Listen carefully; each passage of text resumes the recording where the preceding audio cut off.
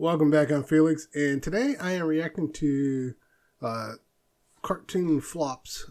Basically 1970 morning cartoons that completely flopped. Growing up, there were a lot. Back when Saturday morning cartoons were the thing, and there was a lot. There are some that flopped that I didn't realize flopped because they just kept repeating them. But I've been having a blast watching a lot of these shows, like Forgotten Sci-Fi, Forgotten this, Forgotten that. Like, I used to watch that. It's just like bringing back a lot of memories. So I might do a couple more of those. And there are some more Jolly videos. Like, Jolly's just dropping videos left and right now. And I have decided I will go back and watch the Jason Momoa video, even though I'm not a huge fan. It's not one of those things where, like, I hate him as a person. Just, I don't know what it is. Just something about him. I never really liked him. Even when he was on Atlantis, I thought he was a wasted character. Like, they should have had someone else play the character. I did not like his character at all. I think it's his acting. I just don't like his acting. He's a one-note character, and some people can pull that off, but in my opinion, he doesn't. But I will go back and watch it. But this one is Saturday morning flops. So let's go watch some Saturday morning cartoons. Don't forget to like and subscribe, and let's get into it. Saturday mornings once promised pure magic, bright colors, sugary cereal, and worlds where anything felt possible. But behind the glitter of animation history lies a darker shelf of forgotten reels. I recognize a couple of them, and a lot of them I do not. A lot of these are older, I think, from like the 70s, possibly 60s. Because there was one that was Jackson's, and I believe that one might have been the 60s or 70s. Some cartoons never soared. They stumbled, crashed, and vanished almost overnight. What happens when studios gamble big and lose even bigger? Today, we revisit 19 Saturday morning cartoons that completely flopped. Rubik, the Amazing Cube. I remember this one. I actually liked this one. I used to watch it. It was silly and stupid. 1983. In the early... God, I'm old. It said 1983. I knew I was old, but damn. 80s, the Rubik's Cube was everywhere.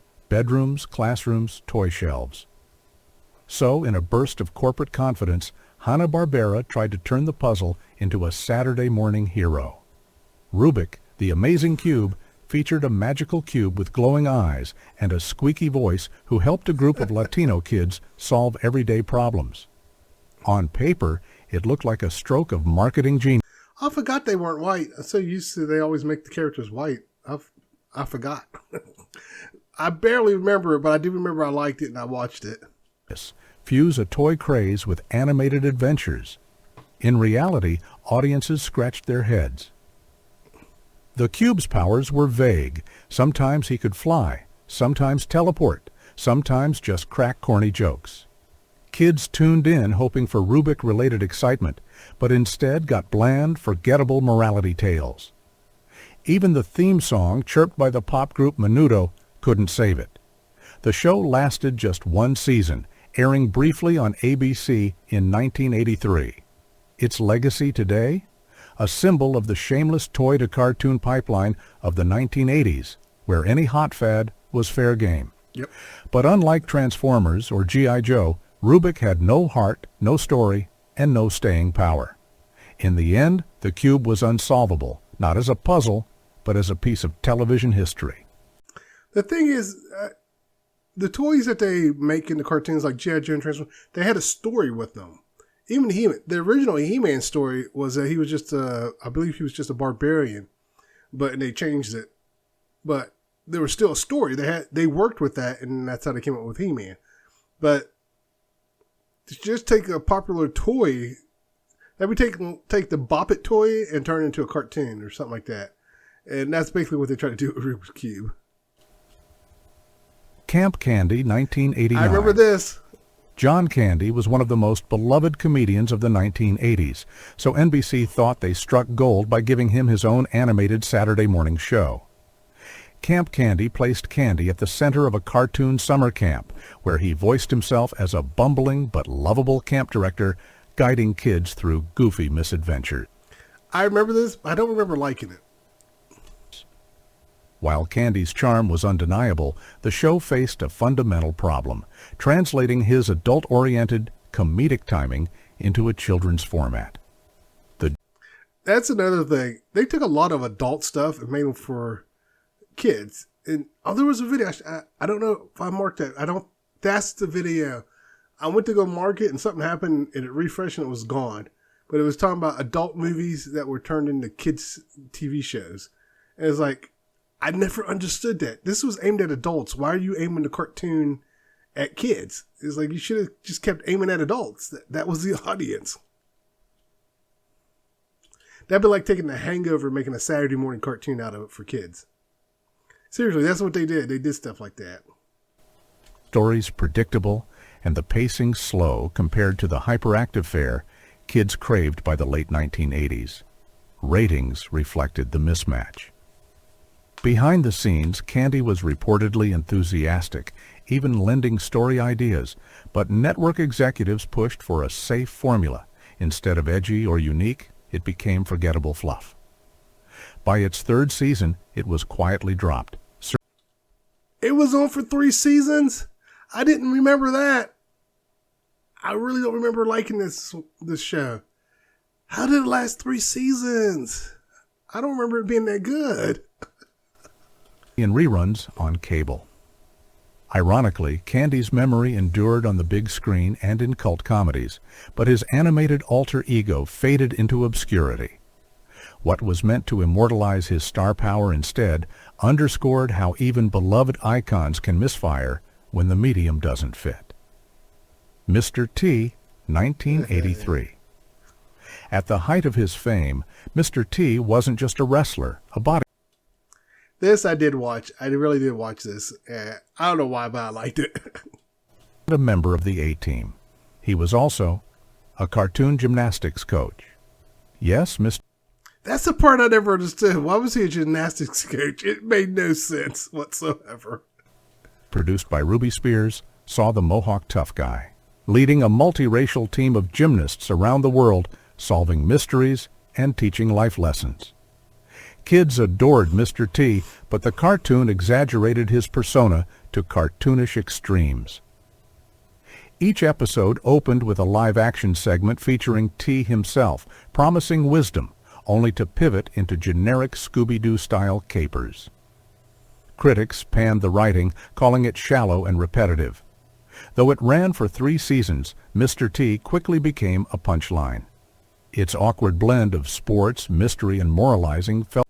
Oh, that's right. He had a dog that had a mohawk. I forgot about that. Oh, man. I hope they show it.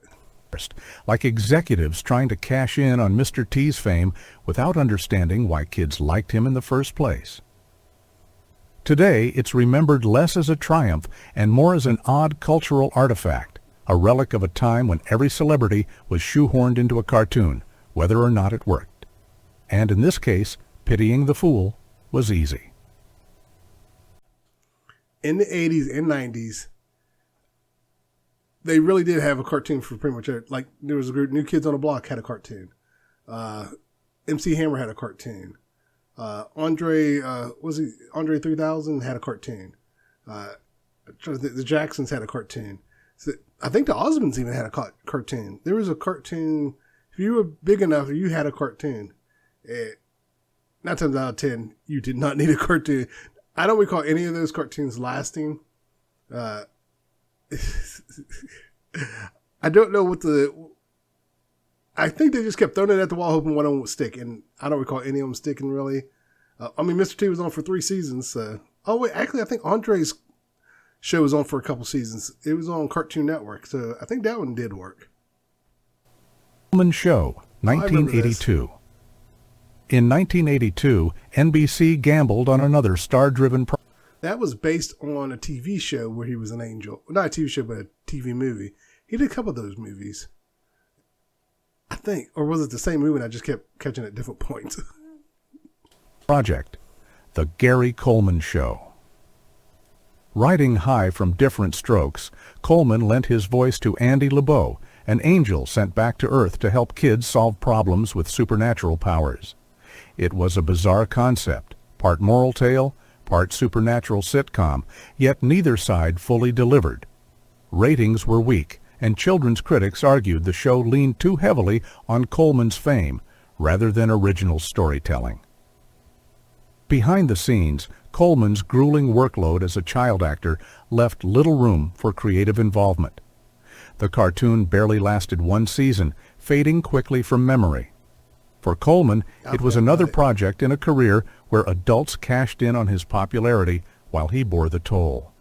Watching it today, The Gary Coleman Show feels almost haunting, a reminder of how networks squeezed every drop from young stars without ever stopping to ask whether audiences really needed an animated version of them.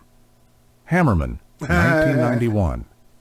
In the early 90s, MC Hammer was everywhere. Platinum albums, sold-out tours, and parachute pants that became a cultural punchline. So ABC decided to bottle that fame into a Saturday morning cartoon, Hammerman. The premise? Hammer receives magic dancing shoes that give him superpowers to fight crime. It sounds like parody, but it was real. Episodes showed Hammer rapping moral lessons while transforming into a superhero with the help of his talking. I did watch it. It was not good. But yeah, it was really MC Hammer. I don't think he voiced the character, but yeah, it was supposed to be based on MC Hammer. And then the old man, if I remember correctly, was supposed to be based on James Brown. James Brown was supposed to be the one that gave him the shoes. The show even opened with a live-action Hammer introducing the cartoon, much like Mr. T. The execution, however, was disastrous. Animation was cheap, plots nonsensical, and moral lessons painfully forced. Critics tore it apart as one of the most blatant examples of a network trying to cash in on celebrity status. Even kids, Hammer's core fans, weren't impressed. The show aired only for a few months in 1991 before being canceled. I was actually going to say, I don't remember it being on that long. So I was right in thinking that it wasn't on that long. But yeah, it was just weird. It was just a weird show. And again, like I was saying, they all didn't need shows. Every now and again, they get one that's sticking, but they just kept trying. Today, Hammerman lives on in YouTube clips and worst cartoon ever lists, a surreal reminder of how quickly fame can fade. In trying to immortalize Hammer's stardom, the show instead documented its decline. The Brady Kids, 1972. I did not know they had a cartoon. I'm not surprised they did. Like I said, they were making everything cartoons. But I did not know they had a cartoon. I mean, they had the Brady variety show, so why not? 1970s, the Brady Bunch was a cultural phenomenon, so ABC spun off an animated version featuring the Brady children as cartoon adventurers. The Brady Kids placed them in zany situations involving talking animals, magical creatures, and thinly disguised lessons. On the surface, it seemed foolproof. Take America's favorite TV family and give them animated freedom. But the execution left viewers cold. The kids' voices were supplied by the actual Brady actors, but without the live-action chemistry, their banter felt flat. Worse, the plots veered into absurd fantasy instead of relatable family hijinks. Audiences who loved the wholesome sitcom rejected the bizarre cartoon version. Ratings dipped quickly. Are these supposed to be the Brady Kids? Because I don't see any Brady Kids. Which ones are the Brady Kids? None of them are like the Brady Kids. And after 2 short seasons, the series was canceled. Critics at the time dismissed... Who's the black guy? What's going on? Who's the redhead? Was this just the Brady's in name only? Cheap cash in, and even Brady fans tend to ignore its existence today. Instead of expanding the Brady legacy, it underscored how fragile TV popularity could be. When transplanted to a different medium, even America's favorite family couldn't hold together. Laverne and Shirley in the Army. I do kind of remember this, and the Fonz, and there was a radio DJ named Wolfman Jack. Was it Wolfman Jack? And they were all together, actually. But I do remember a Laverne and Shirley cartoon. I didn't know it was in the Army. I vaguely remember it. Vaguely. 1981. Spin-offs of popular sitcoms were a Saturday morning staple, but few were as odd as Laverne and Shirley in the Army. Based on the beloved sitcom about two working-class women in Milwaukee, the cartoon reimagined the pair as Army recruits going through boot camp. Voiced initially by Penny Marshall and Cindy Williams, the show attempted slapstick antics in a military setting. This is not to be sexist, but the women were not built like that in real life. Not even close. Oh my God. To make it more kid-friendly, Hanna-Barbera added an anthropomorphic pig named Sergeant Squealy, who constantly tattled on the duo. The show struggled from the start. Fans of the sitcom found it insulting, while kids didn't connect to the premise. Behind the scenes, tension brewed when Cindy Williams left after disagreements, forcing the studio to replace her voice. Ratings plummeted, and after just one season, it quietly disappeared. Today, Laverne and Shirley in the Army is remembered only as an embarrassing footnote. I could have sworn that maybe they had them guest star on there, but the Fonz and the Happy Days, they get a cartoon as well. Dukes of Hazzard, they had a cartoon. I remember that. And the car did something weird. I can't remember if the car was alive or not, but I remember the car was not normal. Proof that even beloved sitcoms could be mangled into unrecognizable Saturday morning disasters. Chuck Norris, Karate Commandos, 1986. I did not get to watch this one as regular because it didn't come on regular TV where I lived. But I do remember this. I remember getting to see a couple episodes, but then it's like it was never on at the same time again. I think this is one of the ones that came on when I got to see it. Maybe it was USA Cartoon Network, Cartoon Express, I should say. Norris was an action icon of the 1980s, but when Ruby Spears turned him into a Saturday morning cartoon hero, the results were anything but legendary. Now, I will point out, he had a toy line too, and when I remember it, I thought the toy line did pretty good, but I could be wrong. Norris, Karate Commandos featured Norris leading a multicultural team of fighters battling a terrorist group called Vulture. Like Mr. T and Hammerman, the show opened with live-action segments of Norris himself. What was with the live-action segment at the beginning? Because even Jackie Chan, Jackie Chan got a cartoon, but his wasn't based on him. But that's a whole other thing. But yeah, even he had a live opening with himself, but he didn't voice the character. I was just thinking about that. I was talking about everyone getting a cartoon. I forgot about Jackie Chan. Jackie Chan was on for a long time. And I think they eventually dropped the live action opening. But that was actually pretty well written. So it was definitely, they knew what they were doing with that one. Setting up the lesson of the week. But the animation was low budget, and the stories recycled tired tropes. Villains were laughably one-dimensional, and the constant moralizing felt more preachy than inspiring. Despite Chuck Norris's real-world martial arts reputation, the cartoon couldn't capture his intensity. It aired only 5 episodes in syndication before fading into obscurity. Fans still joke about its absurdity, a karate master turned Saturday morning PSA machine. What was meant...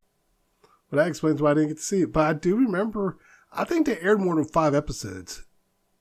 Because I remember people talking about it, and I remember the toy line. People liked the toy line. Maybe it didn't do as well as I thought it did. Norris, as a role model, instead became a curious misstep in his otherwise tough-as-nails legacy. Pro Stars, 1991. In the early 90s, 3 names... You can't tell, I remember this one. Sports: Michael Jordan, Wayne Gretzky, and Bo Jackson. NBC thought, why not put them together in a Saturday morning cartoon? Thus, Pro Stars was born. The show reimagined the 3 athletes as crime-fighting superheroes, saving the world with their respective talents: Jordan's agility, Gretzky's hockey skills, and Bo's all-around athleticism. On paper, it seemed unbeatable. Who wouldn't want to watch three living legends in animated form? But the reality was far less thrilling. For starters, the athletes themselves had minimal involvement. Their characters were voiced by impersonators, and their live-action impersonators weren't that good. They didn't sound anything like them. But that aside, Bo Jackson really seemed like the odd man out. But now that I think about it, they probably picked him because they could do baseball and football with him, since he played both sports. were awkwardly stiff, clearly filmed between real-world commitments. The animation was cheap, the stories shallow, and the attempts to weave sports into crime-fighting scenarios often bordered on ridiculous. Bo Jackson once used baseball bats to battle robots, while Gretzky's defining trait was an obsession with food. Critics slammed the show as uninspired marketing. I believe there was a couple of dumb blonde moments too. I don't remember this one fondly, so this was not something I felt I had to watch. If it was on, I watched it, that kind of thing. It was tuned out in droves. Despite its ambitious crossover appeal, Pro Stars only lasted 13 episodes. Instead of celebrating these athletes' dominance, it reduced them to caricatures. Today, it's remembered less as a tribute and more as a cautionary tale. Greatness on the court, field, or rink doesn't always translate to greatness on screen. Turbo. I actually liked Turbo Teen. It was corny, but I still liked it. I didn't watch it originally when it aired. Again, this one I watched on USA Cartoon Network, or Cartoon Express. I take that back. I think I did watch it, because I do remember some ads. Oh my God. I do remember some ads for it on regular network TV, so maybe I may have watched it on both. All the strange Saturday morning experiments, Turbo Teen might be the strangest. Produced by Ruby Spears, the show told the story of Brett Matthews, a teenager who merges with his car during a freak laboratory accident. Whenever exposed to heat, Brett transforms into a red sports car, only returning to human form when cooled down. It was a premise straight out of comic book absurdity, but instead of thrilling, it left audiences confused. The transformation scenes were unintentionally horrifying, with Brett's body stretching and morphing into chrome and wheels, more nightmare fuel than Saturday fun. Behind the scenes, Ruby Spears hoped to capitalize on kids' love of cars and superheroes, but the execution was bizarre.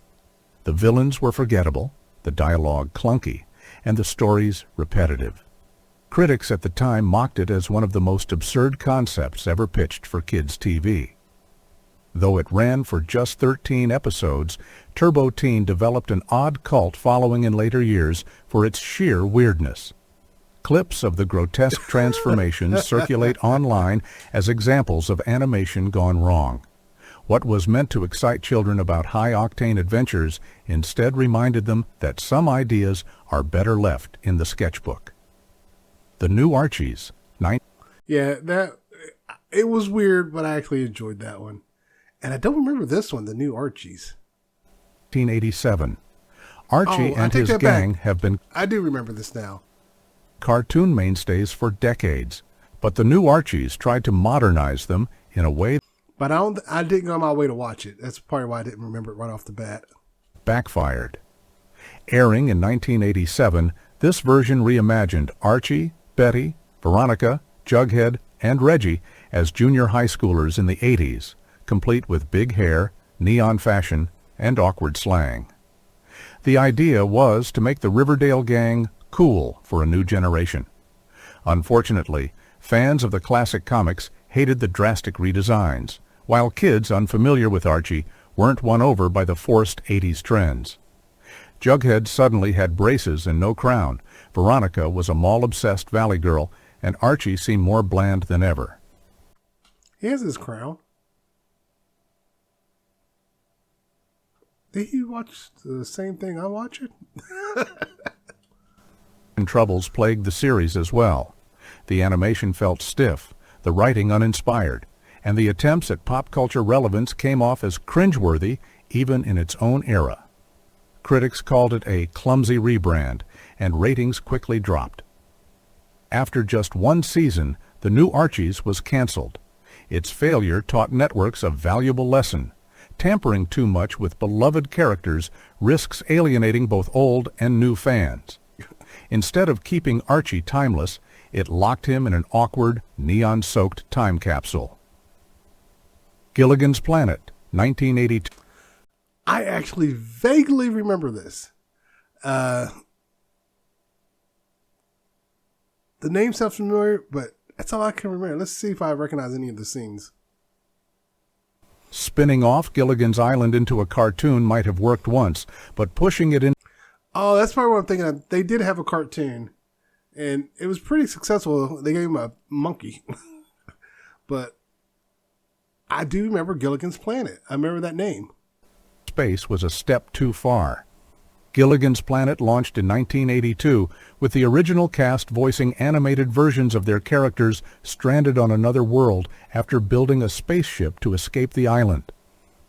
The concept was already absurd, but the execution made it worse. The stories revolved around Gilligan's clumsy antics with alien creatures, recycling the same jokes that had grown stale by the end of the original live-action series.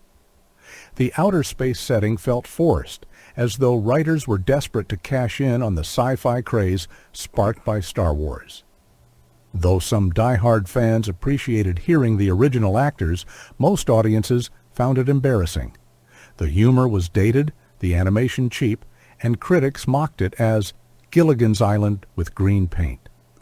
It only lasted one season before being quietly dropped. Today, that's probably why I don't remember it, because it wasn't that good. But I do remember them having a cartoon that was on the island. Yeah. But I'm kind of wondering if I'm mixing the two. Gilligan's Planet stands as a perfect example of how far networks would stretch a franchise past its breaking point. What began as a clever sitcom premise in the 60s... Talking about stretching the past its breaking point, I thought about Fast and Furious. ended as a cartoon stranded in obscurity. The Jackson 5-5, 1971. At the height of Motown's glory, the Jackson 5 were teen idols, dominating charts and magazines. So in 1971, Rankin Bass produced the Jackson 5 for ABC, aiming to capture their musical energy in cartoon form. Yeah, they had a pet snake and two pet mice. I don't know why they were there, but they were there. The show featured animated versions of Michael, Jermaine, Tito, Jackie, and Marlon, embarking on wacky... Yeah, I actually got a chance to see this, not originally, but I did get a chance to see this, and they had rivals who were based on the Osmonds. But yeah, it was strange. Adventures between musical numbers. On the surface, it had star power. The real group's hit songs played throughout, and their cultural fame was unmatched. But there was one glaring problem. The Jacksons themselves didn't voice their characters. Instead, studio voice actors mimicked them, while the group's music was dubbed in DAW separately. Fans quickly noticed the disconnect, and critics found it unsettling. Episodes leaned on weak plots, usually contrived excuses to insert songs, while animation quality varied wildly. Behind the scenes, the Jacksons were reportedly too busy touring to commit to the cartoon, leaving the show feeling like a hollow imitation of their real stardom. Though it lasted 2 seasons, the cartoon faded quickly once its novelty wore off. Wait. The cartoon faded quickly once its... The plane. What the hell? Why does it look like that? Man, they, back in the day, man, they didn't care when they drew stuff. When they were just going off the wall, if it wasn't supposed to be serious, the way they drew this, like, it's good enough. It was like, wow. Novelty wore off. Unlike the Beatles animated series before it, the Jackson 5... I don't remember the Beatles having one. I'm not surprised they did. But he said the Beatles, is like, I don't remember them having one. I may have to go look that up. Live couldn't capture the band's true charisma. Today, it's remembered as both a marketing gimmick and a missed opportunity. What should have immortalized the group's youthful energy ended up exposing the limits of turning pop idols into cartoons. Yo Yogi, 1991. Yeah, I remember this. This was horrible. They made him young, and they made Boo Boo. They're trying to get younger kids into Yogi Bear. I think in a way they did it with Scooby Doo, except it worked with Scooby Doo. A pup named Scooby Doo. That one worked. This one did not. By the early 90s, Hanna-Barbera was desperate to keep its classic characters relevant. Enter Yo Yogi, a bold attempt to reimagine Yogi Bear, Boo Boo, and other Hanna-Barbera staples as teenage mall dwellers solving mysteries. Complete with neon fashion, skateboards, and hip slang, it was a radical departure from their original woodland antics. The gamble didn't pay off. Longtime fans rejected the radical redesigns, while new viewers found the show pandering and awkward. The voice work tried hard to inject attitude, but the storylines, Mysteries Inside Jellystone Mall, felt contrived and unfunny. Critics dismissed it as a desperate attempt to mimic the success of Teenage Mutant Ninja Turtles and other youth-oriented franchises. Behind the scenes, executives hoped to launch a wave of hipper updates of old properties. But when Yo Yogi bombed after just one season, those plans evaporated. Merchandising tie-ins never took off, and the series became shorthand for Hanna-Barbera's declining influence in the Saturday morning space. Today, it's remembered mostly for how badly it misread its audience. Kids did their favorite bears skateboarding in malls. They wanted them picnicking in Jellystone. Yo Yogi proved that modernization without respect for legacy can alienate everyone. Partridge Family, 2200 AD, 1974. I don't recall this at all. But I mean, I wasn't even born. But usually you hear something about it. The live action Partridge Family, I did get to watch it in reruns, but I don't recall anyone talking about the cartoon. And it's set in the future. What year did he say? Partridge Family, 2200 AD, 1974. If spinning off live-action hits into cartoons was risky, sending them into the future was downright bizarre. That's exactly what CBS did with Partridge Family 2200 AD, a sci-fi reimagining of the popular musical sitcom. Instead of touring in a bus, the animated partridges zoomed around in a spaceship, performing concerts across the galaxy. The show was transparently modeled after the Jetsons, with futuristic gadgets, alien neighbors, and interstellar. I thought he was cutting in the Jetsons. That was their place. I thought that was a cut in for the Jetsons when he said it, but it wasn't. But while the Jetsons felt charming, Partridge Family 2200 AD came across as forced and derivative. Even worse, only Shirley Jones and David Cassidy agreed to voice their characters. The rest were replaced, breaking the illusion for fans. Viewers found it bizarre to transplant the family into a sci-fi setting when their original charm came from relatable musical adventures. Ratings fell quickly, and the show was canceled after one season. Critics mocked it as an example of jumping the shark before the term even existed. Decades later, it's cited as one of the most head-scratching network experiments of the 1970s. Instead of preserving the Partridge Family's legacy, it locked them in a time capsule of Saturday morning misfires. The Addams Family. I do remember the Addams Family cartoon, but I think there may have been more than one cartoon, but I do remember this one.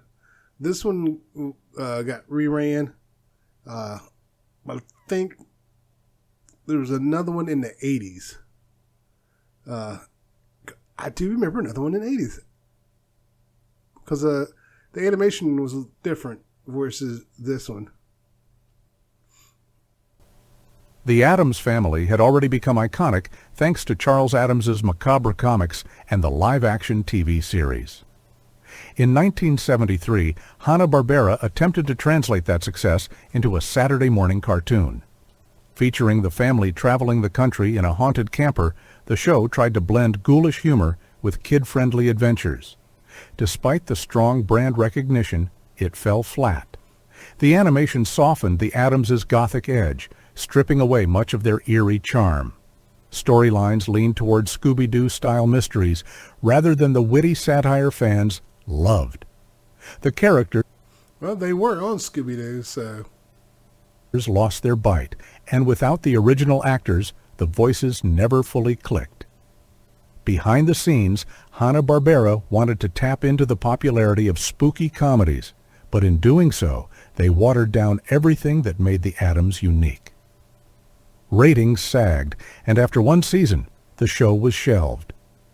Ironically, the Addams family thrived in later adaptations, from the 90s movies to modern animated reboots. But the 1973 cartoon remains a forgotten misstep, Okay, so I was right. There was another one. Another animated version. proving that not every family thrives under Saturday morning's sunny spotlight. The Dukes, 1983. With the Dukes of As I was talking about, the Dukes of Hazzard got a cartoon. I was wondering if you're going to put this one in there. Hazzard riding high in prime time, Hanna-Barbera rolled out the Dukes, an animated spin-off featuring the Duke Boys, Daisy, and Uncle Jesse. Instead of tearing through dirt roads in Hazard County, the cartoon placed them in an international auto race against Boss Hogg and Roscoe. The shift from Southern mischief to globe-trotting competition baffled fans. Kids expected car chases and country charm, but got weak comedic races through exotic locales like Paris and Tokyo. Even worse, when John Schneider and Tom Wopat left the live-action series due to contract disputes, their animated characters were replaced by Coy and Vance Duke, two cousins nobody wanted. The writing was paper-thin, the animation uninspired, and the novelty wore off quickly. Critics called it a lazy cash-in, while even loyal Dukes fans barely tuned in. After 2 short seasons, it sputtered to a quiet finish. The cartoon is rarely remembered today, except as a case study in how I was telling you, I remember the car doing stuff. I may have to go find it, see if there's anywhere I can find the watchers. Or maybe there's more than one version. Because sometimes there'll be more than one version of a cartoon out at the same time. They did that with Sonic. I remember 2 different versions of Sonic. There was like the weekly version and the Saturday morning version. So there could have been 2 different versions. brand power. By trading its original charm for gimmicky races, the Dukes proved you can't just slap a familiar name on a weak concept and expect audiences to follow. The Harlem Globetrotters, 1970. The Harlem Globetrotters. Now, one thing I've noticed also, he's going way back to the 70s. There's plenty in the 80s and 90s that were flops. I don't know how many different videos this guy's done, but I'm going to assume he's probably done a lot, and so now he's just going for what he can get. Trotters were basketball showmen like no other, dazzling audiences with trick shots and comedic flair. In 1970, Hanna-Barbera decided to bottle that magic into a Saturday morning cartoon. The animated Globetrotters. I just caught in the corner TV Land. I used to love some TV Land, but Nick at Night too, but all that's gone. Battled villains, solved mysteries, and, of course, played basketball. While initially popular enough to last 2 seasons, the novelty wore off fast. Without the live energy of real games, the cartoon's repetitive antics fell flat. Episodes followed the same formula. The Globetrotters arrive somewhere new, get into trouble with outlandish villains, and save the day with basketball skills. Behind the scenes, it was part of Hanna-Barbera's group template, mirroring the structure of Scooby-Doo and Josie and the Pussycats.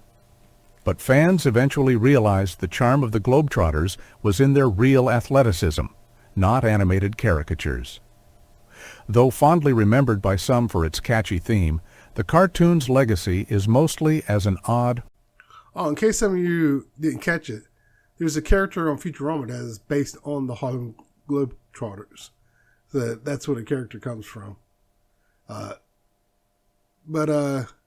Yeah, I remember them on Scooby-Doo. And I think in a newer version of Scooby-Doo, they were on there as well. But, yeah. Oh, I'm losing my voice. But, yeah. I remember some of these. Now, again, didn't watch it live. I know I'm old, but I'm not that old. But, yeah, it's amazing how many of these were on. Like, finding out some of these actually lasted 1 season or 2 seasons or 3 seasons. And when they reran them so often, you didn't realize it. You thought it was on for much longer than it wasn't. Marketing relic. What dazzled on the court became diluted on the small screen, proving that some magic can't be animated. The Mork and Mindy, Josh Laverne, here it and is. Shirley Shanfonzauer, 1980. It's Sean Fonzauer. The AI voices, they need to work on that. Jesus. Sean Fonz. 1982.